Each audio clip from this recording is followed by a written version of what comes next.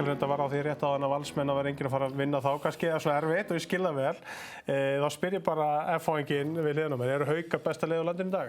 Mér finnst Valur besta lið og ég myndi fara rök fyrir því með því að mér finnst byrjunarliðin hjá báðum liðum frábær, mér finnst Valsararnir með meiri breidd, sérstaklega Gunnar Róbertsson kemur inn aftur, þeir hafa fleiri leikmenn varnarlega, þannig að þó að Arnór myndi detta út, sem er kannski þeirra mikilvægasti leikmaður, þeir hafa línumann til þess að dekka, tvo línumenn og þeir hafa svona varamann fyrir alla. Mér finnst Haukarnir lenda í miklu vesenni ef að Þráinn dettur út, ef að Skarphéðinn dettur út og ef að Aron myndi detta út, myndi ekki lifa vel.